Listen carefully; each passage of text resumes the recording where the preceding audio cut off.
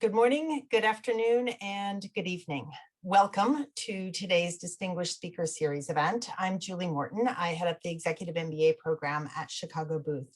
And I am delighted that so many of you have joined us for what promises to be a great conversation with George Tanasijevich. There will be three of us speaking today: Madhav Rajan, George Tanasijevich, and me. All other participants will be muted. However, we would like you very much to participate by asking questions. To do that, type your question into the Q&A box at any time during the talk. If you have issues with your audio, you may want to shut down programs running in the background or dial in from your phone. The conversation today will last 60 minutes. Madhav and George will speak, and then we'll have ample time for questions from you. The session is being recorded and we'll make it available to you on the Distinguished Speaker website. On behalf of Chicago Booth, thank you all very, very much for joining us. We know that you have a lot of demands on your time, especially in today's world, and we truly appreciate your interest. With that, Madhav, over to you. Thank you, Julie. Hi, everybody. As Julie said, I'm Madhav Rajan. I'm the Dean at Chicago Booth and also the George Schultz Professor of Accounting. As Julie said, we're thrilled that you're here with us today as we welcome Booth alum George Tanasijevich of Marina Bay Sands and Las Vegas Sands to our Distinguished Speaker Series. The Speaker Series is, of course, a long-standing tradition at Chicago Booth, and we bring together high-profile leaders from business, from the community, from the government, to the school to share their insights and experience. So we launched this virtual version of the DSS last spring when the pandemic first struck. And it was very well received by students and alumni across the globe. And we had great chats with alumni, starting with Kurt Del Bene from Microsoft, Byron Trott, Tom Ricketts of the Cubs, Jenny Scanlon. And we learned a great deal about how these executives and their companies were dealing with COVID-19 at that time, which was completely new. And the event was so successful that we continued this through the summer and the fall with a bunch of events. We did one with Ann Mukherjee, the chairman and CEO of Pernod Ricard North America. We had JP Gan from Inns Capital in Shanghai, Dave McLennan from Cargill, and most recently we did one with Julia Golden from the Lego Group in the UK. So I'm thrilled to introduce George. George Tanasijevich serves as managing director, as I said, of Marina Bay Sands and of global development for Las Vegas Sands. And he was president and CEO of Marina Bay Sands from 2011 until 2019. So George played an instrumental role in managing the Las Vegas Sands Corporation's successful bid to develop Singapore's integrated resort at Marina Bay. He was the company's senior representative in Singapore, overseeing a large team of professionals from a wide variety of fields. And he was also responsible for coordinating the development of the property, which combines state-of-the-art convention, exhibition facilities, luxury hotel, world-class gaming, entertainment, shopping, and dining outlets, and a museum in one structure. And I'm sure all of you have seen this iconic structure. I thought maybe I'd say a little bit about the vision before I complete my introduction. So the vision, and we can chat with George more about this, was to build an integrated development that was both timeless and that would be a landmark that would give a distinct identity that would separate Singapore from other cities. It's located along the Marina Bay waterfront, and the resort has more than 2,500 rooms and suites across 3 hotel towers, which are pretty iconic now in terms of the pictures, and the famous rooftop Sand Sky Park with the infinity pool. It also has the best shopping mall in Asia, the largest nightclub in Singapore, world-class celebrity chef restaurants, theater, Las Vegas-style casino. It's got an amazing meeting space with state-of-the-art technology, exhibition halls, and a convention center that can accommodate over 45,000 delegates. And then, of course, to complete the lineup, as I mentioned, you have the Art Science Museum at Marina Bay Sands, which hosts permanent and marquee exhibitions. So before George was involved in Singapore, he was based in Macau as Director of Development, responsible for coordinating various commercial activities related to the Las Vegas Sands Corporation's Cotai Strip projects. And before that, he was SVP at Capital Land Limited in Singapore, Southeast Asia's largest real estate conglomerate. And prior to that, Corporate Vice President and Senior Attorney of General Growth Properties at that time, the second largest shopping mall REIT in the US. So an amazing career, and we're so thrilled to have you with us today, George. Well, thank you very much. I appreciate the opportunity to see all of you online, given that we haven't been able to get together in person for quite some time. But thank you for the chance. So let me start with a question about COVID, since that's how this virtual series began. What has been COVID's impact on the real estate, travel, and tourism sectors in Southeast Asia? Well, it's been substantial. In fact, there was a period of time when we shut our doors at some point in the middle of April through the middle of June, and that actually encompassed our 10-year anniversary of the opening of the property. And I can tell you that when we opened this building, never would have dreamed that 10 years later that we would have been closed at that point in time. But we tried to use that period productively, preparing for reopening, assessing the changes in the industry that we might be experiencing once we started to open, and work closely with government to coordinate with them to share best practices, to identify ways that we could be a leader within the tourism industry upon reopening. And once we had that opportunity, it was a gradual opening, and there are still elements of the building that are certainly underutilized and not performing at normal levels. But we're pretty optimistic, and we support the approach that the government has taken during this difficult time. Do you see you said that you were sort of optimistic. Maybe you could shed some color on that. Sort of where do you see this industry going over the next short term and sort of medium and long term? Well, nobody knows exactly what the timing will be for reopening. In fact, I sit on a board of a hotel industry group, and we recently got together, and I could notice that there was a lot of frustration in the room that there hadn't been specific targets or announcements or a calendar that had been rolled out for the different steps that would lead towards a full reopening. But in reality, I think that we all in this industry have to be patient and be comfortable with the unknown at this point in time, because the reality is that there's a lot of issues that we're facing now that are a first impression, and we don't control our own destiny here in Singapore. Even though things are going well, and the number of cases that we're experiencing here are zero or extremely limited, this is a global economy that we're part of, and the pieces that are so important to our tourism industry that reside outside of Singapore have to make the same kind of progress that we have made here domestically. And so we look forward, as I say, with optimism that our government will open up as quickly as is reasonably reasonable, and that we will march forward and continue to invite in business and leisure tourists as we always have, and things will be strong once we return to normal.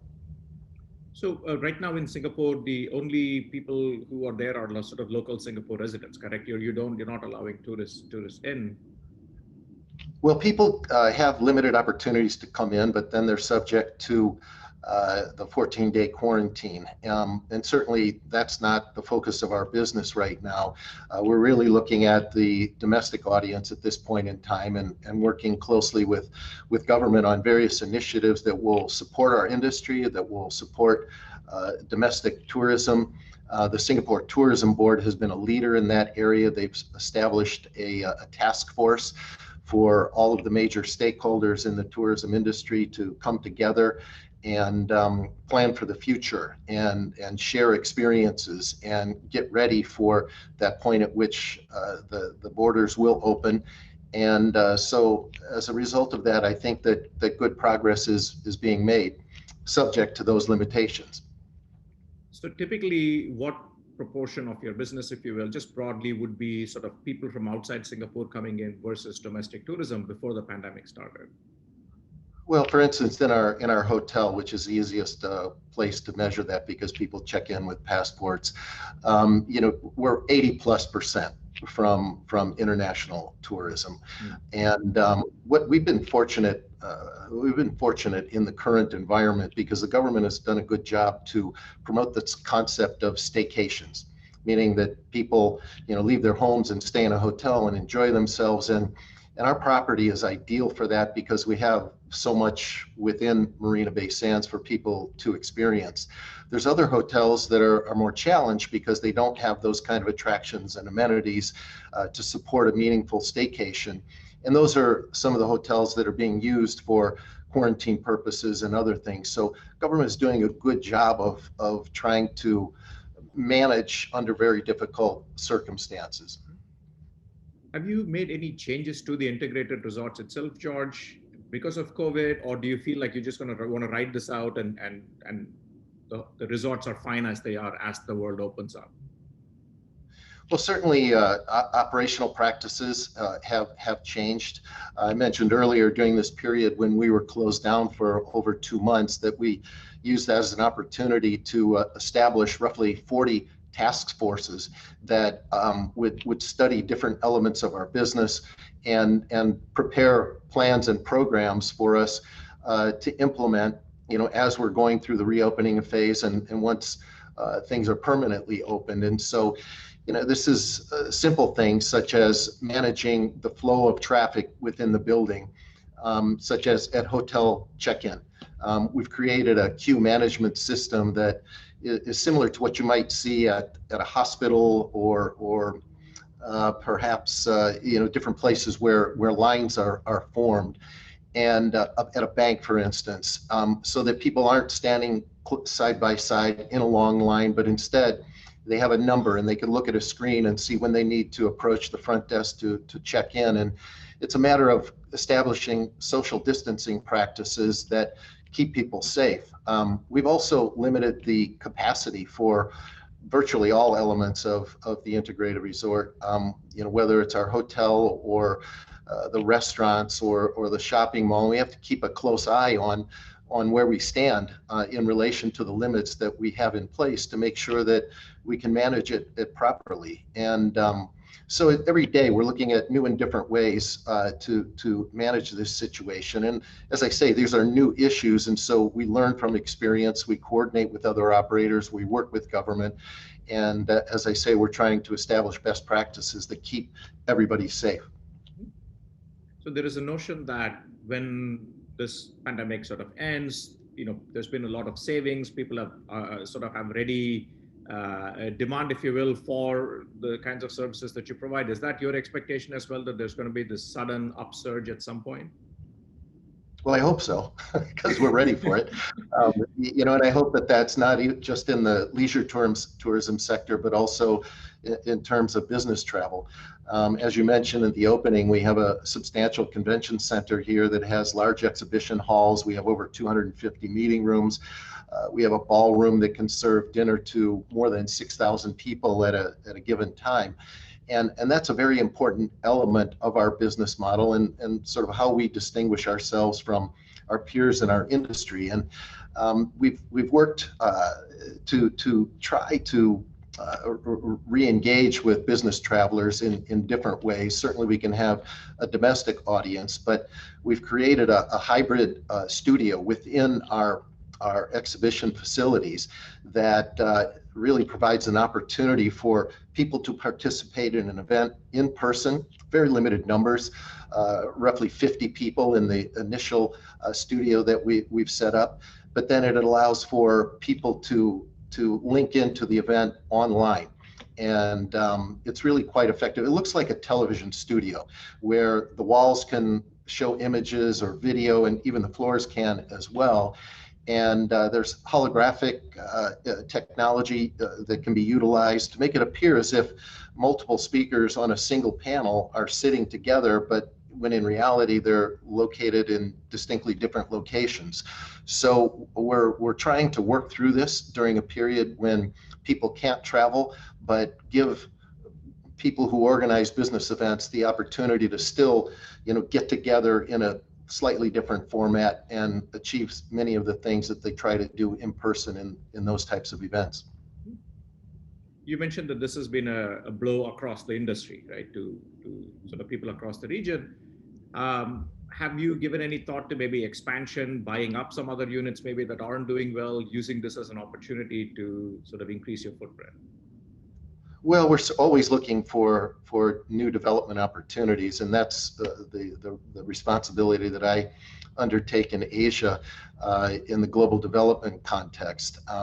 We've been looking at different markets in Asia for many years. Honestly, thought that some other markets would have come online more quickly after seeing the way that Singapore ran a process to select an operator, the way that they established the rules for operating the casino, and the way that they align with the integrated resort operators to make sure that there's a very successful approach to tourism and growing the number of people that come in, the amount that they spend, and enhancing the market. But other jurisdictions have been a little bit slower to adopt it for various reasons.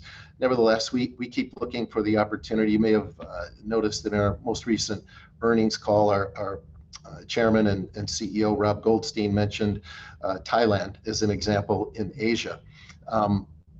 Roughly maybe 2 months ago, the Prime Minister came out and said that he was open to considering legalizing gambling, perhaps introducing integrated resorts there. And oddly enough, he tied this to the pandemic in saying that one issue that they face in Thailand is illegal casinos, and these are unregulated, and they're locations where there's probably not appropriate social distancing measures put in place, and the government had identified it as sort of a super spreader of the virus. And so they considered legalizing it so that there could be regulation put around it. And tourism is 19% of the economy in Thailand, so they need to come back strong, and they need to be more resilient in the future. And so that's an example of a place that we would be looking at in Asia, but way too early to tell whether it's a real opportunity or whether it's right for us.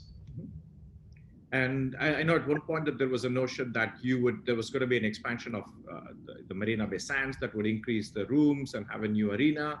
Where are the plans for that, and how did the pandemic sort of affect those? Well, we're working very hard on that every day, and certainly the pandemic has affected our approach to some elements of it, but what you will end up seeing once it's developed is something that is very similar to what we announced. Certainly it would include a hotel tower. It would include additional convention and exhibition space, and a music arena that is designed to optimize the experience of people who are coming to see concerts, and actually the experience of the performers as well. And that would be 15,000 seats. So we remain optimistic that once we get through this pandemic, an entertainment venue including 15,000 seats is still the way to go. But in some other areas of it, we will make some adjustments, we think, to design and programming of the building to reflect this new reality. But we're very excited about continuing to reinvest in Singapore and add capacity and infrastructure that is lacking, that will be good for Marina Bay Sands, but also good for the market. So we have some questions coming in. So one of them relates to one of the issues that you brought up about travel coming back. And the question is, what are your thoughts on business travel versus leisure? And the context is, in the US, it's been a slow comeback for business travel, and people aren't sure, will the numbers ever come back to what they were before? So they would love to get your thoughts on that. Sure. I mean, I think it's too early to tell, as I mentioned earlier, about the timing of this, but there's no doubt in my mind that both business and leisure will come back strong, and stronger than ever, quite frankly. People keep using this term, the new normal. It's a bit tired phrase right now, but it's applied to so many different industries.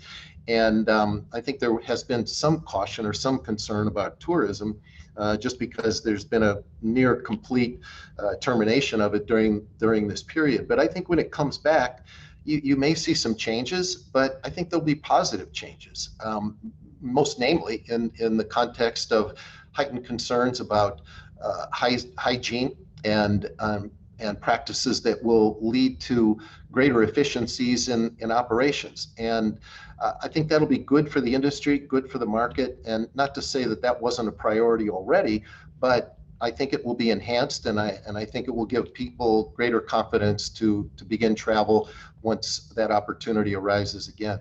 Mm-hmm.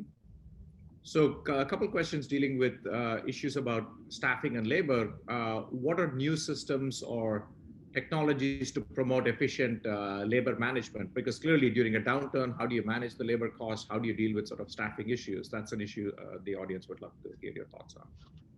Yeah, I think we've approached this a bit differently than most of our peers in our industry.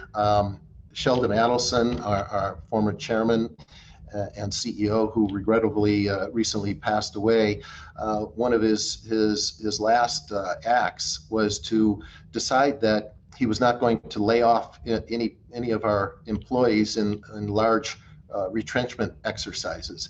He was concerned about the families and the workers that are dedicated employees. We have 50,000 employees globally, and we didn't do any mass layoffs. There's certain employees here at Marina Bay Sands who are foreign workers and they had expiring contracts. Some of those haven't been renewed, but we've kept people on staff and tried to redeploy people who are in areas where their business is not so active, redeploy them into other areas of the business, kind of cross-train them a bit, make them a stronger, more productive employee during this period of time. And I think my hat's off to our operations teams and our human resources teams for being able to manage through that transition.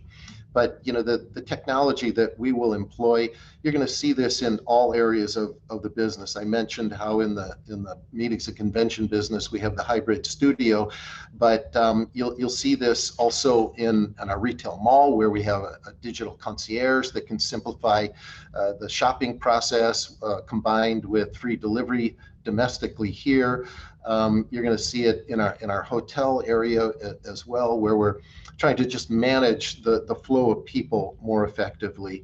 And food and beverage is certainly an area where we're keenly focused on making sure that there's safe practices in place. And you know, you just see this rolled out throughout our business in every element of it. Speaking of technology, again, you had mentioned about changing the way you do check-ins to keep guests safer, to social distancing. Another question came up about other technologies to keep guests safe. For example, are you doing app-based tracking, you know, disinfection measures that you're using? So if you could comment on that, that would be great, George. Yeah, the amount of cleaning and disinfecting we are doing has increased substantially. You know, it was always a priority, but during a period like this, you have to have heightened attention to it. Simple things such as hand sanitizers within the casino. We have 800 of them. It's quite readily available. You know, you look at other pieces of the business where we see the opportunity to track the flow of people in and keep account of them on a real-time basis. That's very important. The government has an app that has been put in place that everybody within Singapore has to use, so that you can use your cell phone to check in as you're entering a commercial space, and then you check out when you leave, so that if there happened to be an issue where there was a case of COVID, government would then be able to identify who was in that area and implement appropriate quarantine procedures. And so it's really a collaboration between private sector and government to implement measures that are going to keep people here safe. And we've seen this reflected in the daily reports that we all receive by text message, where they tell us the number of new cases that have happened in the community, or those that have been identified at the immigration checkpoints. And we feel like it's really well under control, and everybody's contributing, and there's not pushback on it. I know that in the US, there's been plenty of issues that you all have been dealing with from a social and a political perspective. We're just not experiencing that here, and I think it's contributing to the success of all of the initiatives that are being put in place. So you've spoken about the Singapore and the sort of great relationships that you have, and how efficiently the government works. And so one of the questions is just what makes Singapore such a unique environment for integrated resorts versus the US or other parts of Asia? What has made that so successful as a relationship?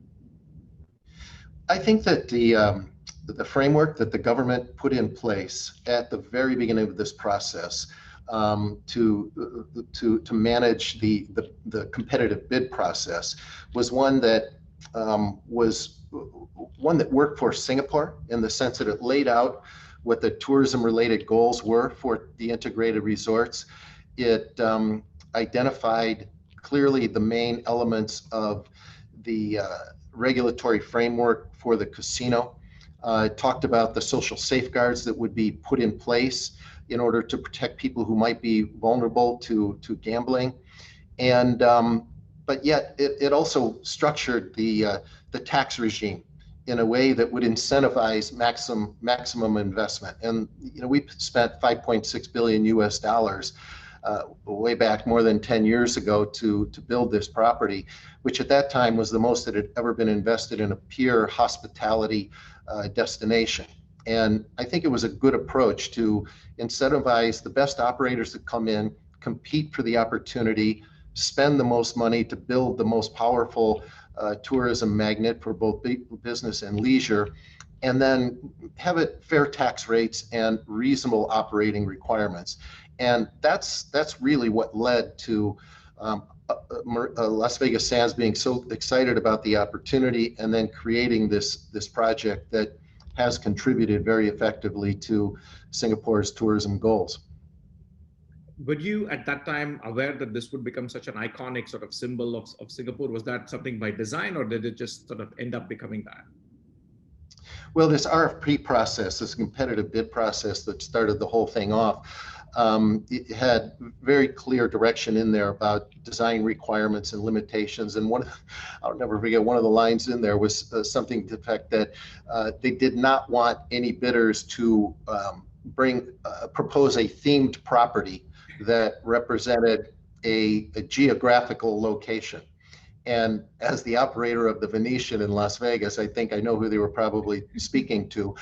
But I think that they made the right decision on that, because as a result of it, we went out and hired Moshe Safdie, one of the world's great architects, to create something that was unique and appropriate for the particular location that we're situated in. You've seen it, you know that this site we have has 360 degrees of visibility, and it's always going to be that way because we have a bay on one side, the gardens on the other side, and the sea. And so we knew it was going to serve as sort of a symbol or a landmark of Singapore. And that's why we put so much emphasis on it. And I think, as I say, Moshe Safdie came up with such a great design that is really spectacular. And what it taught our industry, I think, is that architectural design can be a tourism draw. And the world famous Sky Park with the Infinity Edge pool is something that drives occupancy to our hotel. People want to get up there and take the selfie and enjoy that once unique experience. And that contribution, I think, has been quite substantial in terms of sort of the branding of Singapore, because everybody recognizes this structure and associates it with Singapore. And then when you get featured in movies like Crazy Rich Asians, that process just starts all over again. So it's worked well for us.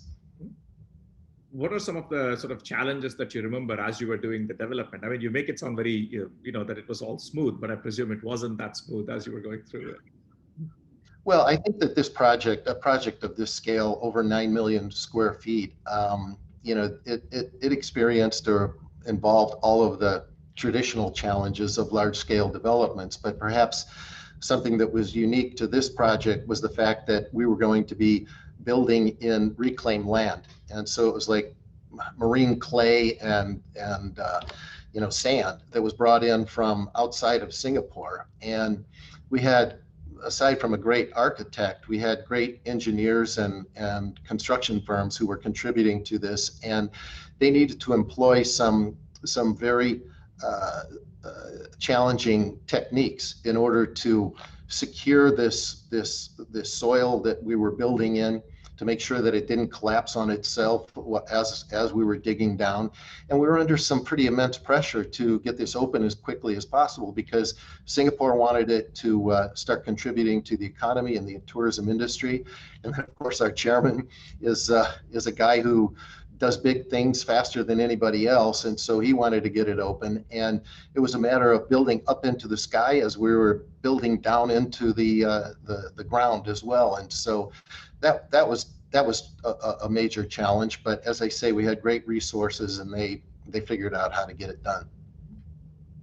You mentioned your chairman, Chairman Adelson, who recently passed away. Looking back, sort of what is your memory of him and what do you think will be his legacy in the industry as a whole? Well, what I just mentioned, his penchant for being able to do bigger things faster than others, I think is one of the most interesting aspects of his approach to business. He was also unbelievable at assessing risk and understanding things, seeing things that other people didn't see, and being comfortable with being aggressive and putting together concepts and teams that could execute effectively. And I think he was very good at taking this business model that he created, which was one that focused equally on business tourism and leisure tourism, and then packaging it up in a building that had a substantial convention center in it, so that governments could feel comfortable that they could tell a story to its citizens that this was not just a casino. And people tend to focus on that element of it because typically it's the new piece that you're introducing into a market. But he was able to create a concept that certainly the casino was an important element of it, but physically it's less than 5%. It's in Singapore, it's less than, I think, 3%. But it's a meaningful contributor, but the business model was the one that really changed the industry. And you saw him convert Las Vegas into the convention capital of America. And then he went to Macau and introduced it as a brand new industry there. And then in Singapore, it was already known as a top international MICE destination, but they recognized that they needed to get better. Complacency is a dirty word here in Singapore, and they're always striving for better and for more. And so Mr. Adelson created a concept that would be complementary to the existing MICE facilities here, but would be a stronger draw for the biggest international events that could come to Singapore then. And this is what has been the experience here. And so I think that some of those things are the most important contributions he's made to our industry, and he'll be known for that forever. We had a follow-on question about the technology that you mentioned, George. Question is, does the hybrid studio last forever, or was it just for the pandemic? And are you going to sort of outsource that to professional media folks or doing it in-house? No, we think that this is something that is here to stay. It was something we were contemplating before the pandemic, but it accelerated our adoption of it. And in fact, after opening the initial one that I mentioned had a capacity seating under current social distancing requirements of about 50, we've actually opened two more of them. And so these are going to be permanent. We think that the future of this industry is going to be literally a hybrid approach. And it's going to, I think, enable greater participation in these events. It won't replace the need for people to get together, because I think that that's where the most progress can be made, whether you're introducing a new product line to your own staff or you're networking within your industry. That's always going to be something very important. But I think we found a new way to layer in this piece of it that will be conducted online, and it just provides more options and more opportunity for event organizers to create a customized approach to their particular event. We have another question, which has to do with one of the big topics around the world these days, which is sustainability. Is that something you think about? Has the pandemic changed the way you think about sustainability? What do you see, sort of as the future? Well, that's been a very important element of how we do business well before the pandemic. We have a program at Las Vegas Sands called Sands Eco 360. Which is really initiated at the corporate level in the US, but then enhanced and supplemented and executed at the property level in Macau, in Singapore. And this is a something that I think that we're very proud of as an organization, because number one, it's just the right thing to do. You need to be a good corporate citizen, respect the environment, look for ways to be more efficient, and practice sustainability in every element of your business. And for us, this starts at the design stage. You know, the way the building is designed, the construction materials that we use, and then it leads into operational practices. And this is a big priority for Singapore. When we were developing the original building, they have a program here called Green Mark, which every building in the vicinity where we're located has to achieve a certain status within the Green Mark program. And this is managed by the Urban Redevelopment Authority, and we're pleased to be a strong partner with them to do that. But it's not as if you just open your building and you leave it as is. You look for new ways over time to improve. Our carbon footprint has been reduced by 33% since 2012. And every day we're looking for new ways to reduce waste, you know, food waste, or be more efficient with building management systems so that we're not using any more electricity than we have to. And we have a team locally here that coordinates with the team in Las Vegas. And I think going forward that this will just continue to be an even more important element of how we do business, and even more important to the customers that we have, whether it's event organizers or retailers who we have in our shopping mall. It's a concerted effort to work together to promote sustainable practices and protect the environment.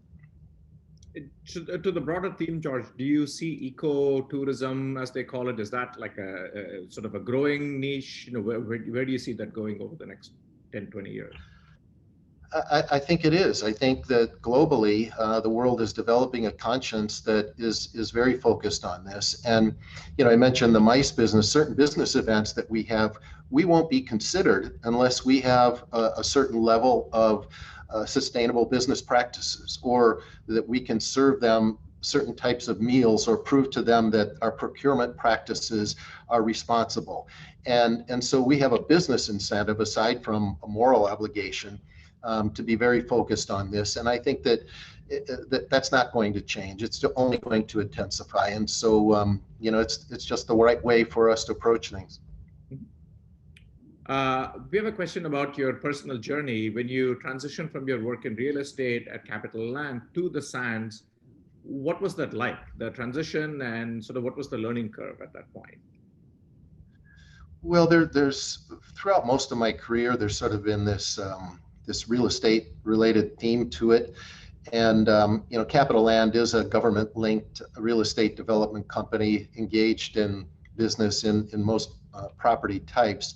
So there was a transition from that into something with Sands in Macau that was more development related. And that was sort of the transition and the change in my career at that point, where it was primarily business development related stuff, because just as we were still reclaiming land to create the Cotai Strip at that point in time. And so construction hadn't commenced when I was in Macau. But then when I was sent back to Singapore to lead the bid for the project at Marina Bay, and we won that, that's the first opportunity I had to really get involved in pure, you know, development activities that involved actually constructing a building. And I'm not an architect or an engineer, or don't have a construction background. We had people who were, of course, experts in that were dealing with the day-to-day stuff on that. But I got a great opportunity to coordinate from a business standpoint and a government standpoint all of the activities that would go into developing this project and turning it from an open greenfield site into the building that it is today. So that was a great experience from a career standpoint to go from the beginning and take it into the operations phase, and then have this opportunity to work in an operations capacity as the president and CEO, while I still maintained development responsibilities for new markets. It was really a great opportunity. And you know, asked about Sheldon Adelson. The man gave me opportunities I never thought that I would have, and I'm forever grateful for that. So let me maybe turn it over to Julie now for some questions, and then I'll come back at the end. Julie? Okay. Great, thanks, Madhav. Thanks, George. What a really interesting conversation. There have been a lot of questions coming in that are more related to your personal career journey, but before we dive into those, I'd love to hear your views on inner city casino sites versus this sort of resort casino model. What's your take on that? Has that ever been, I guess, what's your reaction? What's your reaction to the very different model of a casino? Well, historically, we've been focused on the major metropolitan areas, downtown locations, global cities. You may be aware that for years we had been pursuing opportunities in Japan and focusing there on Tokyo, Yokohama, Osaka. Those were the kind of destinations that were best suited for the business model that Sheldon Adelson created, which, as I mentioned, involved both leisure tourism and business tourism. The reason why we wanted to be in an urban location, and Singapore is the perfect example of, in terms of the best site we could ever possibly want, is because we wanted to be in a location that had major international airport, a lot of capacity to bring in tens of millions of people. We wanted to be in a location that already had a huge number of hotel rooms located in the market, because we knew that we would bring more people to the market than we could put in our building. And so initially, other operators in Singapore were a bit concerned that we're going to dump 2,600 hotel rooms onto the market, cut rates, steal their customers. And we had to reassure them, no, that you're going to be glad that we're here, because we're going to bring more people in than we can put in our building. And that's really what it's turned out to be. But then in Singapore, we're situated right immediately adjacent to the central business district. And so there's natural synergies and conveniences for our convention-based business because of just the proximity to it. So that's always been our focus. It's not to say that the leisure destinations are not good opportunities for people involved in the casino business or the integrated resort business, or a good investment opportunity. Certainly it is. It's just more suitable for a business model that's different from that which we have pursued historically. Where you're situated, you kind of have the best of both worlds in some sense. It's nice. It's nice. Absolutely. I'd love to segue into some of the more your own personal journey and your own personal career. Several people have asked, where do you go for guidance or advice, or with whom do you brainstorm? Who are your sort of inner circle as you contemplate some vast changes to the industry overall? Well, I'll admit at the outset that I'm not a great career strategist. I kind of subscribe to the Gary Player approach to my career. He's a famous golfer, you may know, and he has this saying that he says that the harder I practice, the luckier I get. And I think that that's really the approach I've had in my career, where I didn't so much decide I have a 5-year plan or a 10-year plan. I just worked hard and was able to be in a position to have opportunities, and then hopefully made good choices at those points in time, all based on the hard work that I put in.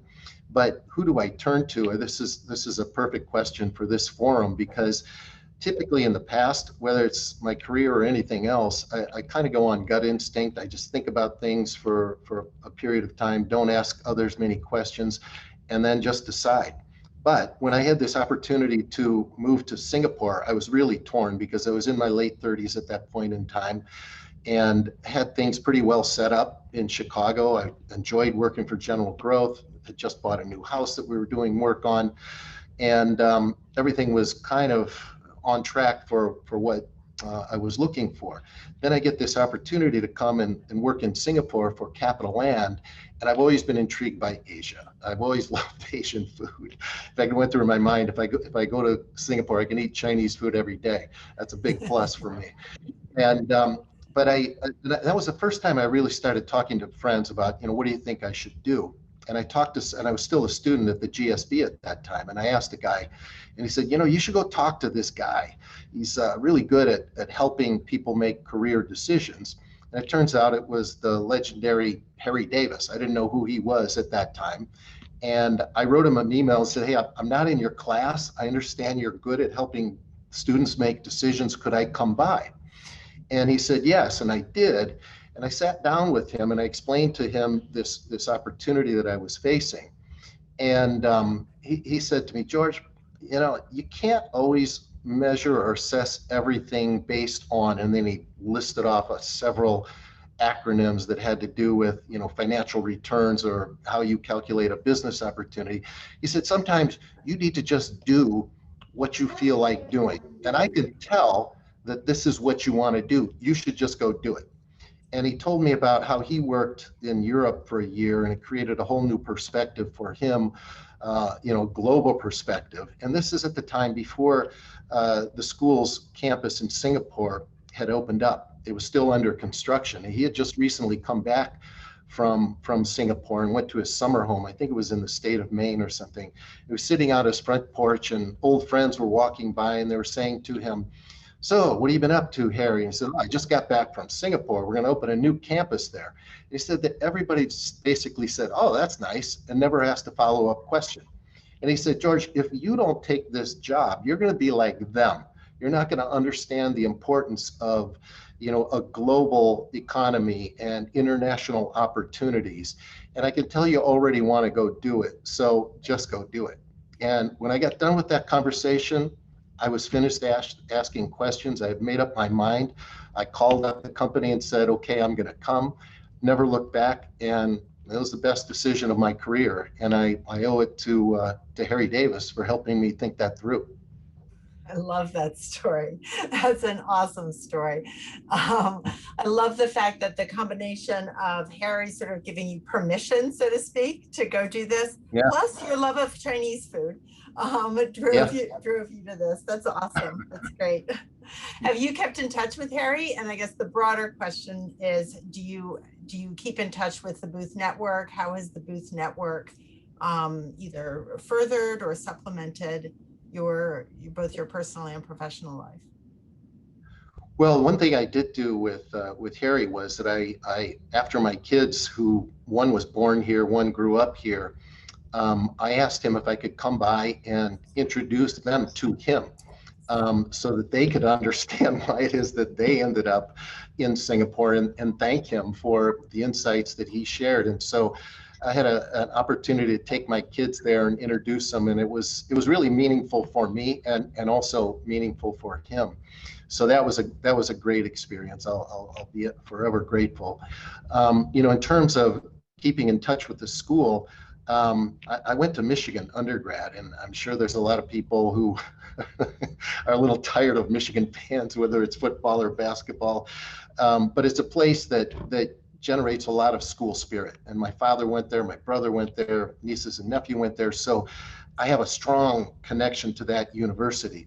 But what I can tell you is that I'm much closer right now to University of Chicago, because you all have done such a great job of outreach and, you know, inviting me to participate in the global advisory panel. And it's been remarkable how good the school has been at connecting with me, keeping me involved, you know, introducing me to new students, you know, giving me the opportunity to give back to a university and a program that has meant so much to me. So I encourage any students who are still involved in the school to, you know, remain connected once you graduate, rely on resources, continue to have conversations, and just be part of the school's global network. Well, I have a son who's a freshman at Michigan State, so I'm not going to comment on your Michigan allegiance. But I will say that I think the benefit that students derive from connecting with alumni and really having that easy access is incredibly valuable. So enormous thanks to you for keeping that connection. It's really, really important for the school as a whole. And I know from working with many current students, it's incredibly valuable. There have been some interesting questions coming in about what it is you actually do every day. That somebody who oversees such an enormous organization, what does a day in the life look like? And I know every day is different. I'm sure every day is very different. But what takes up your time and what takes up your mind? Well, you're correct. Every day is different, and that's probably the most exciting aspect of the work that I have done with this company. As I noted earlier, when you open an integrated resort, you make your best decisions about how to design it, how to program it. But then once you open up, the customer speaks to you literally thousands of times a day through various touch points and transactions, and you start to learn, what it is you got right, what isn't quite performing up to its potential, or what changes you need to make. And so every day there's sort of that assessment going on. Are we getting the most out of this building that we can? And so those kind of things from an operations standpoint take up a lot of time. And then there are things that deal with legal matters or financing matters, or issues that you're dealing with third parties who are outside of the company that sometimes can be kind of random. And but it's that variety and that unknown and the spontaneity of things that makes it exciting. And keep in mind, we're in a business where we don't close our doors. It's 24/7. And so there are no days off, and the days are long. You spend a lot of time in the office, and then, as everybody in this world today, you go home and you're still looking at your email. And working for a U.S. company, it's almost like once we're winding down, they're waking up, and so the cycle just keeps starting all over again. But on the development side, it's quite exciting to just watch how things are progressing economically, politically, socially in these, and from a tourism standpoint, in these new markets that we're trying to get into, because you're always trying to figure out how it is that you can pitch what you want to do to satisfy challenges that they're facing, or make them more resilient as they look forward into the future, make them more stable economically, politically, et cetera, et cetera. So it's a wide variety of things that you're keeping your eye on, and it's very, very interesting responsibility. What are your thoughts? There's been a couple of interesting questions around sort of the business model overall. What are your thoughts on sort of the current build, own, operate model versus a more asset light model? Is there a space for an asset light model in this business? Well, probably, but we have yet to pursue that. Time will tell if that's an approach that we want to take. We were one of the world's largest developers when we were sort of at our peak, building out Macau, building Singapore, and that was a core skill I think we developed as an institution, and that also was important from a competitive standpoint as well. So we haven't veered from that yet, but we pride ourselves on being a company that is nimble and reactive, and tries to stay out ahead of others. And so we're open-minded about lots of different things, but tough to say if and when that would even be the focus of the company. And kind of on that same note, what are your views with regard to more cities in Asia offering sort of similar integrated resorts with casinos, or has the region really hit an overall saturation point? Well, certainly the industry has grown since we entered it, and I think a lot of investors and companies have learned from the experiences of Las Vegas Sands and other peer companies who were involved in the early stages of it. There's the kind of product that we have developed is one that has a certain element of barriers to entry, because the investment amount is so big, the scale is so big, the number of businesses that we operate under one roof is so vast and broad that not everybody can just step right in and replicate that, even if they'd like to. And so I think that positions us in a strong way for future competition. And but that's not to say that in smaller markets, smaller opportunities, that there won't be additional entrants into the market. I mean, people have recognized the power of casino-style gaming and the integrated resort format. So I think competition will continue to increase, but we like the position that we're in within the industry and the sort of the institutional skill set that we have going forward. In the time that we have left, I'd love to go back to kind of your Harry Davis thoughts. How can you describe for us how you lead? You obviously lead a very, very, very diverse workforce in a very diverse country and in a very diverse industry. How did you choose your leadership style? What is your leadership style? And then how did Booth influence that? Well, I think that my style is one where, it's a very much a team approach. It all starts with hiring the right senior people, making sure there's clear direction, that we're all aligned, pushing in a coordinated manner. And I think that we've been very fortunate to have a limited amount of turnover at the highest levels within the company. Office politics, if it even exists here, is at a bare minimum. Maybe I'm not seeing some of it, but I can tell you that the people that we work with at the highest levels and at the management level, there's a lot of coordination around company goals, and people work to support each other. And I think that the nature of our business is one that promotes that, because, I mean, think about it. We label this an integrated resort. It's not a collection of standalone businesses. If we operated it that way, we'd be missing opportunities for cross-selling, for deriving synergies, for giving the customer the best experience possible. And so, you could find a situation where we're negotiating a deal with a business event that we want to bring into our convention center, and the way to get it done is to give them a little bit of a break on hotel room rates. And the hotel team supports that because it'll bring in the occupancy. It'll create an overall greater good for the integrated resort, because when we have a big MICE event, they are going to spend money at our restaurants. They are going to shop in our mall. They are going to buy tickets to our theater events.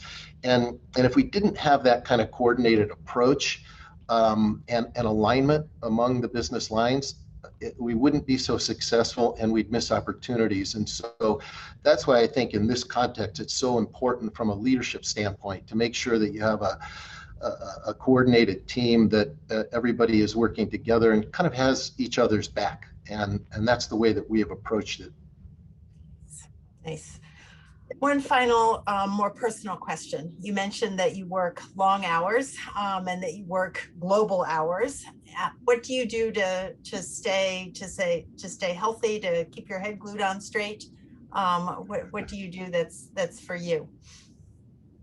I'm still working on that one. Maybe you finally stumped me with a question right here at the end. I mean, certainly it's always great to get out with friends and experience Singapore, because there's so much to offer here. It's my home. It's a wonderful place to live. It's just a great culture within Singapore. But then Southeast Asia, I think, is probably my favorite place in the world, where there's so many wonderful destinations within roughly a 2-hour flight to go experience on a short-term basis. I mean, I've probably been to Thailand close to 100 times over the past 20 years that I've lived here. Vietnam is a great place. You go up into North Asia, China, Tokyo, Bali. Everybody loves Bali. It's a great place to be in the world, and I love to go experience those things when time permits. Nice. Well, soon we will all be able to do that kind of traveling again. George, thank you so much. This was fun and enormously informative. Madhav, I'm going to turn it back over to you. Thank you, Julie, and thank you, George. This was incredibly interesting for our students and for me personally. We really appreciate you taking the time to come. We had sort of one final question, which, since you mentioned Japan, the question was about what will happen when Japan legalizes integrated resorts after COVID? Where do you see sort of Japan versus Singapore? Well, I think that Japan is still working through some of the details in terms of certainly the regulatory framework, but then certain other elements that would affect the investment opportunity. And there's a certain amount of speculation that the whole process could get delayed. Some say it could get delayed a year, maybe even as much as 2 years.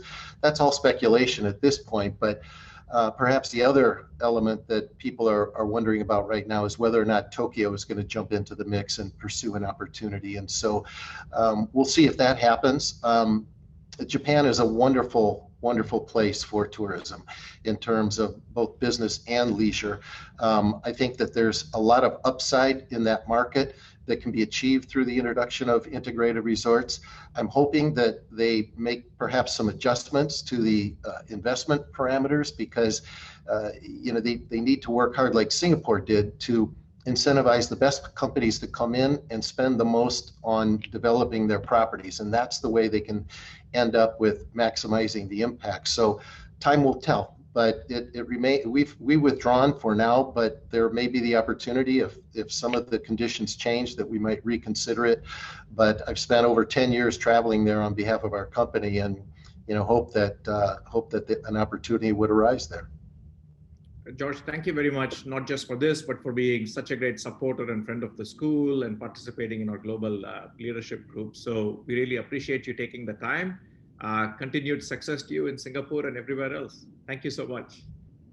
Thank you. It's my pleasure and my honor. And stay safe and stay healthy. Look forward to seeing you in person soon. I will so. Thank you, George. Thanks, everybody. Thank you.